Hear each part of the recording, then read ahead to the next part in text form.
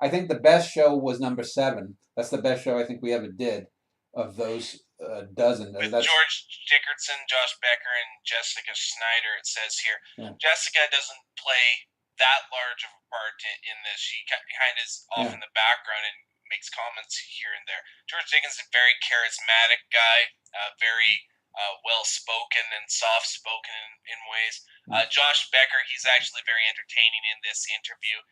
If you've looked at his site, he still has it up.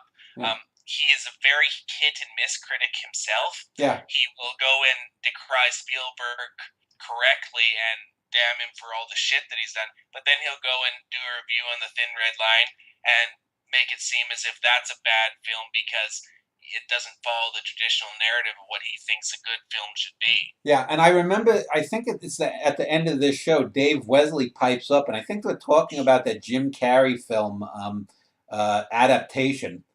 And I don't remember Well, that's the Nicolas Cage thing. That's the forget the screenwriter, Charlie Kaufman. yeah, Right. That's the film. That's a film that had potential and then absolutely went to hell. I don't remember if at the end of that interview we got it on recorded or was that after the show. But I remember Art Durkee and I both thought it was, I think, not that good. George Dickerson didn't think it was. No, George Dickerson I think thought it was good, and Becca thought it wasn't good.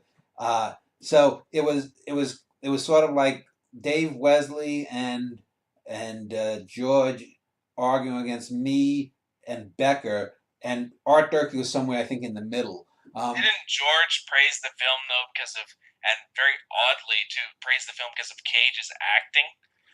Yeah, and it's one of those things that it's just. Uh, I mean, George was a good guy and whatnot, but again, I remember many a conversation that I had with him when he would be talking about some films that I had seen, and he'd get the screeners because he would vote on the Academy of Motion Picture Arts and Sciences for the Oscars, and I was sometimes stunned at some of the stuff that he thought was good. I don't think George would have made a particularly good critic as a film. I put him at a level in terms of understanding good and bad film with, say, a Roger Ebert. He could be sometimes spot on certain things. He certainly knew the acting business, the film business from the inside out.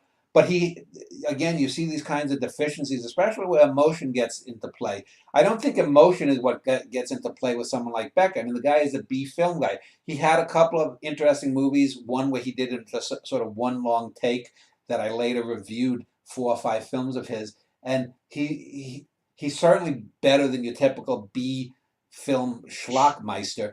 But again, yeah, how you can go and equate or damn both the Malick film Thin Red Line and Saving Private Ryan as somehow in the same vein or same qualitative level, again just shows either emotion or just a basic limit in understanding.